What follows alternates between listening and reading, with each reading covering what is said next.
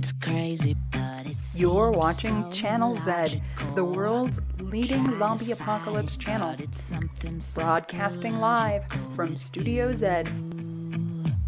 Makes me act the way I do. Hello, I'm Liz Grumbach. And I'm Alana Rain. Welcome to Brain Dead Theater. This is where we examine apocalypse media, television, and movies to explore what we can learn from fictional zombies in our current apocalyptic moment. Alana, I am so excited today because we get to discuss the 1979 Alien, directed by Ridley Scott, screenplay written and original story, I believe, by Dan O'Bannon, which we might talk about a little bit later. Alana, how do you feel about this movie? Oh, I just absolutely love this film for so many reasons. Primarily, it's a fully realized world. Yes. We are there. We are transported. It's a film that stays with you for years, for decades, and it can be rewatched over and over again. We're there. We never see blue skies or trees. No. It's always night. The Yeah. terror. And most importantly, I think just on a really broad level, most science fiction films look outward and they explore space and new civilizations and so forth. But Alien took us inside. They took us inside the crew's psychology, and actually they took us into their guts. I love that. And so like guts wise, right? So the thing I love about this, we might again talk about this a little bit later too, is that this movie was like design, like a lot of the feel of this movie is, influenced by like 80s technology and late 70s, early 80s technology, right? And where we thought that was going. But also H.R. Giger, who was this Swiss-born painter who did the early sketches for Alien, right? He had this kind of what he called biomechanics, right? Mm-hmm. So this enmeshing of the internal human and the internal tech, right? That was suddenly emerging in the 70s. So we might talk about that a little later. But I think that we're both super excited and honored, right, to be joined today by David Quammen, who is the author of many books, but maybe especially important for conversations today, the best-selling Spillover, Animal Infections in the Next Human Pandemic, and Monster of God. So David, hi, how are you? Hello. Hi, Liz. Hi, Alana. Hi, David. Great to be back on Brain Dead Theater. We're so excited to have you. So, we're talking about Alien. How do you feel about this movie? Well, I've loved this movie from the beginning since I first saw it in first run form. It was stunning then. And the more I learned about it, the more I realized that part of what I love about it is that, how many horror films are there that are about parasitism? This is deeply informed biologically. And that makes it special. That makes it extraordinary. I can only think, as a matter of fact, of one other horror film that remotely connects with parasitology. And it's a 1950s vehicle called The Tingler. And probably Vincent Price was in it. I can't remember that for sure. It was probably made by William Castle. And it was about a creature that arose inside people and took over their spine. And the only way you could stop this creature, which was like a hellgrammite, from growing and taking over your spine was to scream. So whole theaters of people would be screaming. So this is much better film than The Tingler, but it kind of connects with that. That's so cool. And then, the tagline of this movie, right, of Alien, is "In space, no one can hear you scream." So I don't know if that was a tagline that was influenced by that or not, but that's really cool. I bet that Dan O'Bannon saw The Tingler. Oh, yeah. And I don't know if I think Dan O'Bannon is the story behind the screenplay is really interesting too, right? So maybe before we get to our first clip, we can talk a little bit about, about that or about this question that we have coming up here, which hellgrammite, what is that? Thank you, Carl, for asking that question. So Dan O'Bannon was a film student at USC, University of Southern Cal, in the early 70s, trying to make a student film on zero money. ended up making something called Dark Star with a friend of his named John Carpenter.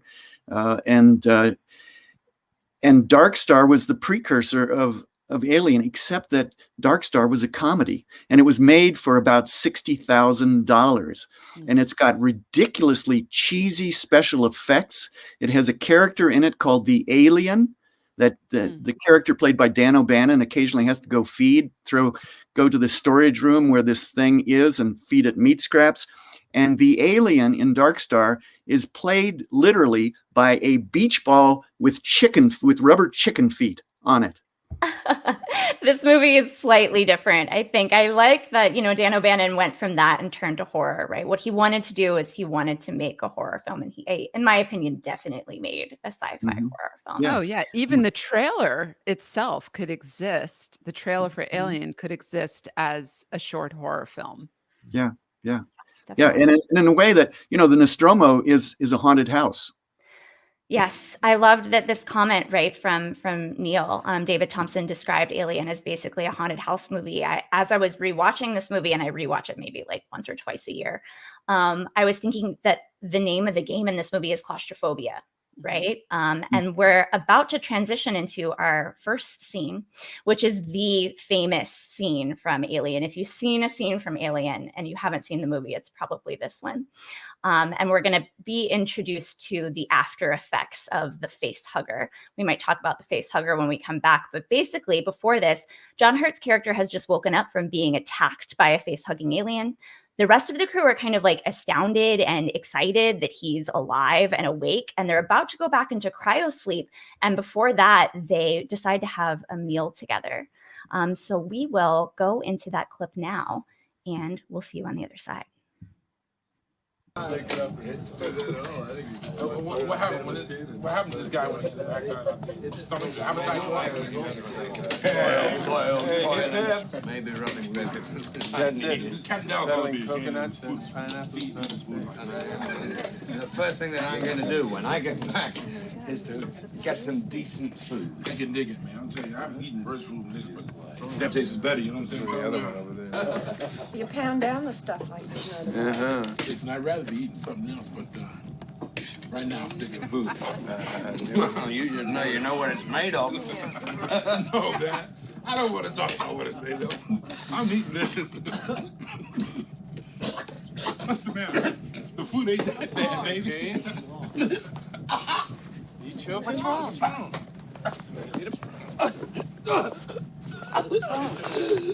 What? Hey, what's the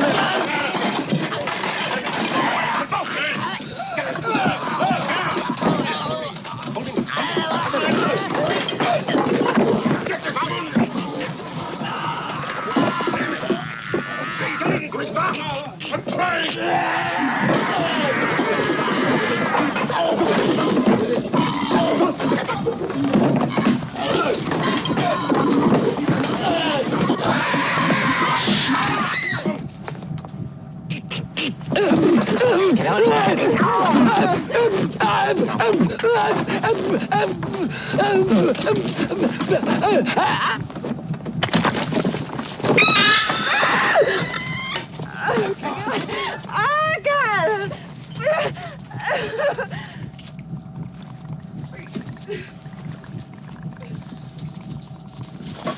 No, don't touch it! Don't touch it!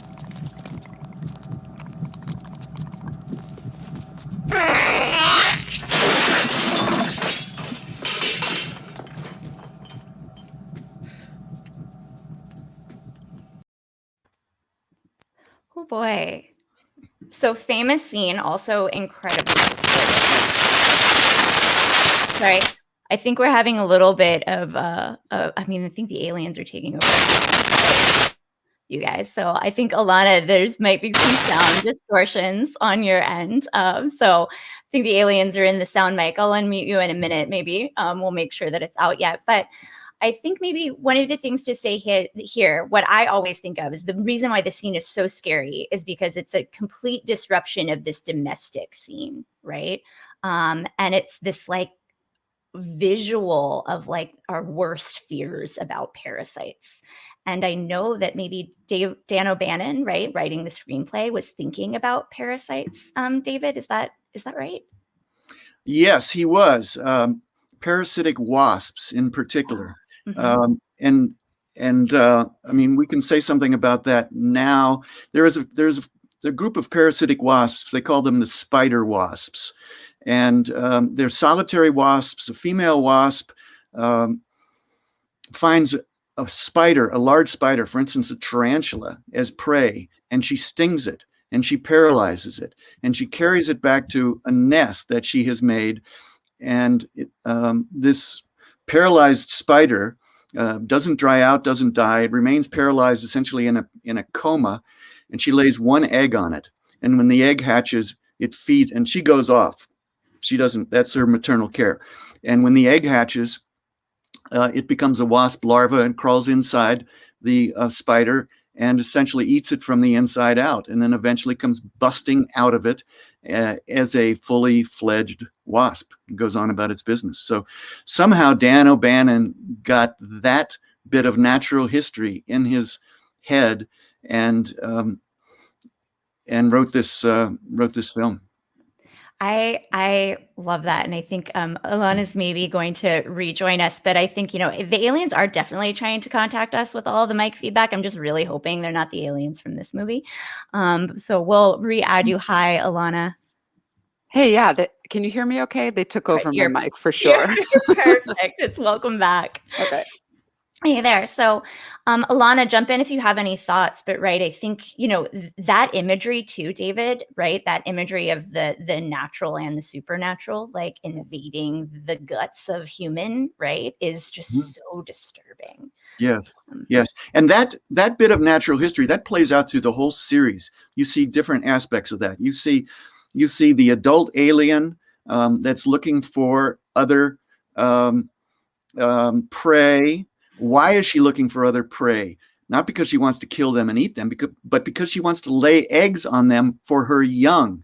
And that's why, which one is it? Is it Alien Cubed, where Sigourney Weaver does battle with the alien, and it's like Sigourney Weaver is protecting this young girl in a maternal way, and the alien is protecting her. Is that in 2? Yep. Aliens. Okay. And the alien is protecting her eggs. And there's this wonderful point where, this is just like these two females doing this horrendous battle against one another. And at one point, Sigourney Weaver comes out in this technological suit that multiplies her strength. It's like she's wearing a backhoe, and I can't remember the exact line, but it's like, I'm protecting this little girl, you're protecting your eggs, and Sigourney Weaver says something like, "Bring it on, bitch." Yes. Get away from her, you bitch. Get away from her. I love that line. But no, I think that's right. And we have these comments coming in, right, that are connecting this, like the ideas of motherhood, right, with the kind of combating Sigourney Weaver Ellen Ripley mom, right? And the alien, monstrous alien mom, right? And that goes back to what H.R. Giger wanted to do, right? To kind of like put the scary into motherhood and female figures. But Alana? Yeah, and it anchors us in something that's universally identifiable. I mean, back right to the chest bursting scene. In the very start, we think, oh, it's something stuck in his throat. That's something everyone has experienced. And it's only until someone is like, oh, wait, this is actually serious. There's a switch, and it goes from everyday choking, let's implement the Heimlich maneuver, to where are we? We've just been transported away from the everyday, but still anchored in the everyday. Yeah. And I think, speaking of the chest bursting scene, David, I think you've been hinting to me that you might have a story about that scene. Yeah, I do. So I met John Hurt, the character there. Wonderful, the late John Hurt, wonderful actor. I met him at a party in Los Angeles, I don't know, 20 years ago. At least 20 years ago. that my agent my literary agent was in Los Angeles for one reason or another, and she threw this party, and John Hurt was a friend of hers, and so there were people all over. But at one point, she and I and John Hurt had this quiet little, very congenial conversation, and it started with the fact that I was leaving for the Amazon soon, and he was interested in what would it be like to fly fish on the Amazon, and what sort of a big strange fly would you tie for fly fishing on the Amazon, and it went from there to me having a chance to ask him about the chestburster scene. John, what was that like? And he said, remember very clearly, he said, the most boring piece of acting I ever had to do, he said, because they took 4 or 5 hours in the morning to put me through makeup, to install this apparatus inside my costume, under my shirt, and make sure that it was working with all this hydraulics. It was a hydraulic powered thing that actually, that thing, the young creature, did come busting out of his chest, and it was powered by somebody working hydraulic pumps underneath the table.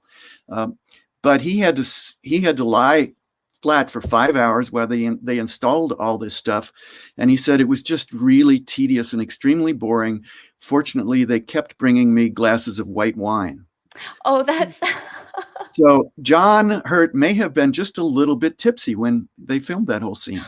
Oh, and of course, the rest of the cast did not know what was coming. Angela Cartwright, Yaphet Kotto, yeah, and Tom, I can't remember his name. I think. Ian Holm. Yeah. Anyway, they did not know what was coming. So the surprise and the horror, plus Sigourney Weaver, apparently the surprise and the horror on their faces was only half acting. That's what I heard too. I'm so glad that you confirmed that for me, David, because I'd heard did not know that he was drunk underneath the alien. I didn't say he was drunk. Oh, sorry. Tipsy. Sorry. He was very professional. He was very professional. So I'm sure he calibrated his intake of white wine. Oh yeah. That he could still do the job. I mean, over 5 hours, right? Yeah, but I think, it's so interesting that, when they were filming that scene, that the rest of the cast didn't know what was coming, didn't know what was going to happen. And so the reaction you're seeing on their faces, rewatch that scene, y'all. I've rewatched it a lot over the past couple of days. And I will say that their reaction, maybe, Veronica Cartwright's scream is like, I think she won at least one award for it, and she was nominated for more, because it's so I read she fainted and actually hit her head. And really? Right. And I said Angela Cartwright, but Veronica Cartwright. You're right. Yeah. And I think I read somewhere also that the camera operator or the cinematographer had to leave the set and go vomit. Oh my goodness. And I mean, if you can imagine that, we're getting a lot of questions, right? Did they just do one take? I'm assuming that they did. My impression was that they did one take. Yeah. John Hurt did not mention having to go through that again. Multiple times. I think he would have. Yeah. And then, did the cast read the script? Was it left out? And I'm, again, assuming that they did not get those pages on that described the alien contraption. Can't answer that one, Carlo. I don't know. Thank you, though. If anyone knows the answer to those, definitely pop in comments and let us know. Yeah. But I think, speaking of, aliens, chest bursters, and then going back to our kind of conversation about moms, who were getting a lot of, questions about, aliens and human alike, apex predator moms being kind of terrifying. And then Athena popped in and said, there are also synthetic moms, right? In this movie and in the entire series. The ship AI is actually Mother. And the science officer, Ash, spoiler, turn off your ears if you haven't seen the movie, is an android, is a synthetic. And this kind of leads into the next clip that we had. So this clip is a bit of a mashup. The first clip will go backward in the movie a bit, and we'll have Ripley, Sigourney Weaver, the third officer in the movie, discussing the violation of quarantine procedures with Ash, so that science officer. So it's a little bit of a spoiler, but knowing that he is an android might be a little bit important, especially as we lead into the second clip in this mashup, where Sigourney Weaver is talking to the computer AI that is running the ship's mission. That computer AI, as Athena mentioned to us, is called Mother. So we'll go to the clip now, and I'm looking forward to discussing those with y'all. Well, it's an interesting combination of elements, making him a tough little son of a bitch. And you let him in. I was obeying a direct order, remember? Ash, when Dallas and Kane are off the ship, I'm senior officer. Oh, yes, I forgot. You also forgot the Science Division's basic quarantine law. No, that I didn't forget. Oh, I see. You just broke it. Huh? Look, what would you have done with Kane? Hmm? You know his only chance of survival was to get him in here. Unfortunately, by breaking quarantine, you risk everybody's life. Maybe I should have left him outside. Maybe I've jeopardized the rest of us, but it was a risk I was willing to take. It's a pretty big risk for a science officer. It's not exactly out of the manual, is it?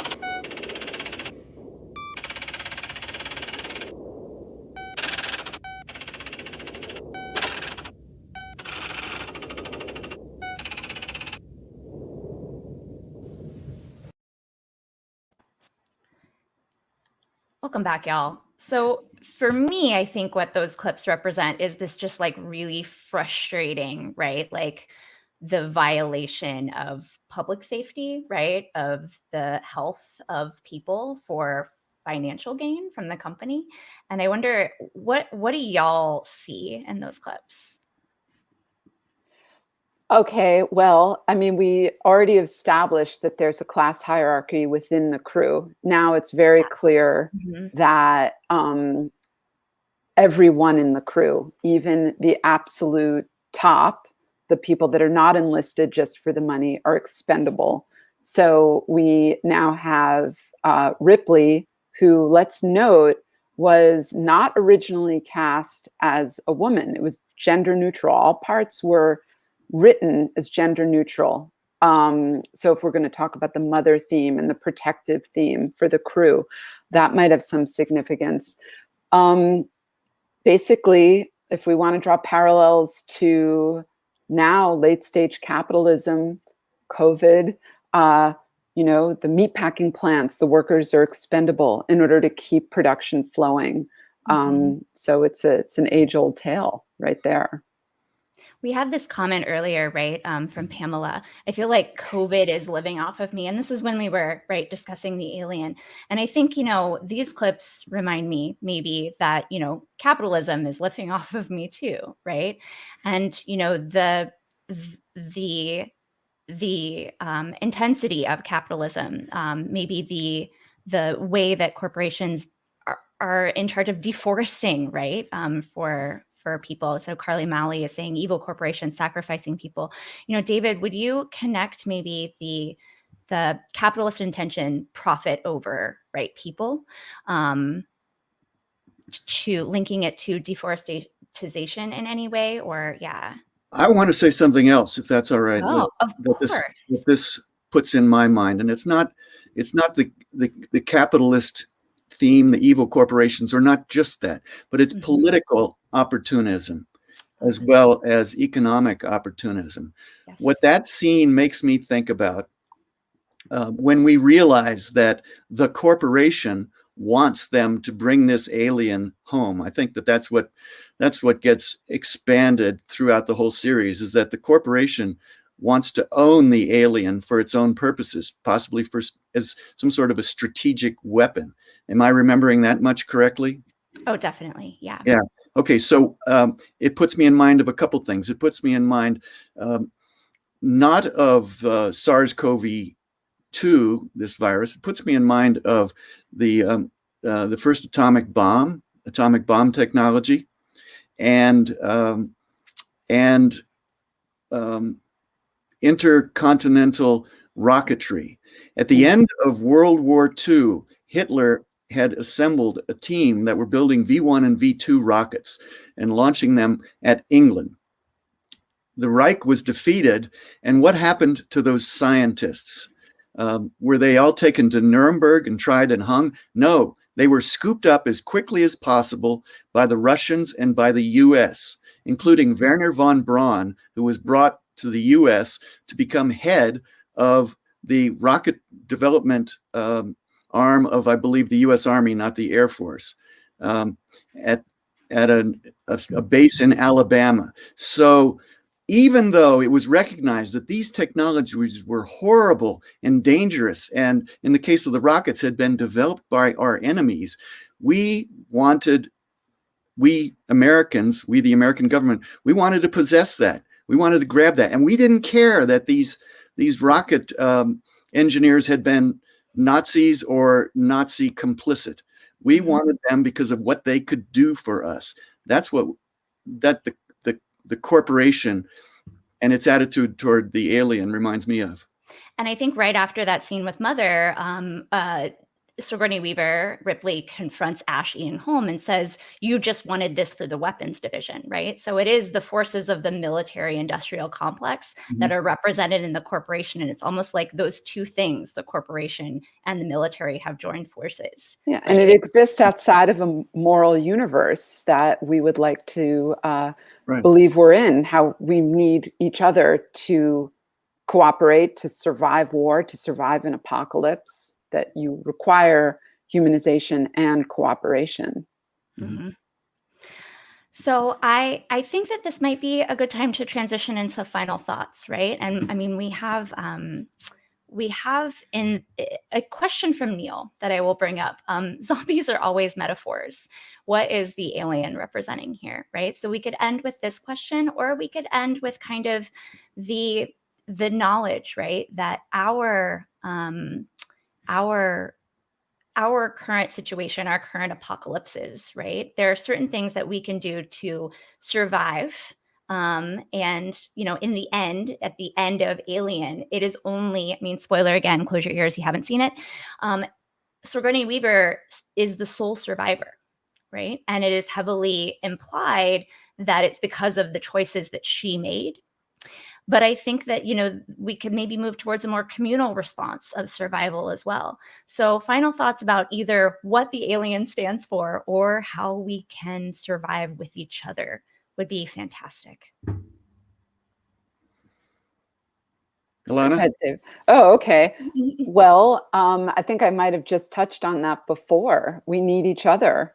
I think society will disintegrate if we're all out for ourselves. That's how I could tie it into what we're experiencing right now. I mean, a simple thing of masking. It's a bit of a tenuous, comparison to bring it right into what we're experiencing with COVID. But I think if we look a little broader, it's a little easier. Yeah. And then, David, I'm going to throw this up because I think that this is important too. Save the cat. We didn't even talk about Jonesy, y'all. Jonesy and Alien the cat. So Ripley climbs into this getaway pod, if I remember correctly. I haven't rewatched the movie in recent years, and brings with her this cute little cat, Jonesy, in the pod, and they are the only two survivors. And then she closes the door. And when I was watching it the first time, my overwhelming feeling was fear of that cat was going to be carrying or going to be a form of the alien itself. I was saying, Ripley, beware of that cat. But my imagination, I guess, was working overtime. And sometimes the cat is just a cat. Mm-hmm. Yeah. And sometimes the cat is is the other person that we save, Right. The cat is not only a cat. The cat is a cat. The cat is a living creature, an earth creature Yeah. that she loves and trusts and is sharing this experience with. So the cat is the buffer on the total loneliness that Ripley faces at that point. And I like this Ely saying this final thought of sometimes the cat is just a cat, right? Is a really, really fantastic place to end. Thank you, David, for joining us today. Everyone, David Quammen. We're so excited to have Thank you, you. David. What fun. Yeah, maybe again in the future. Thanks. And thank you, Alana, for being my co-host today. Alien is always a good discussion, but I feel like today it was a really good discussion. For sure. Thank you, Liz. And so thank you, everyone, for joining us. We're not sure what zombie apocalypse will be occurring next, but we know that next Monday we will be live streaming to Channel Z again at 10:30 a.m. MST. So please join in for another Channel Z show then. And whether you've been eating popcorn or brains, thank you for joining us for Brain Dead Theater. We'll see you at, or perhaps in, the movies. It's crazy, but it seems so logical. I can't deny that there is something supernatural with you.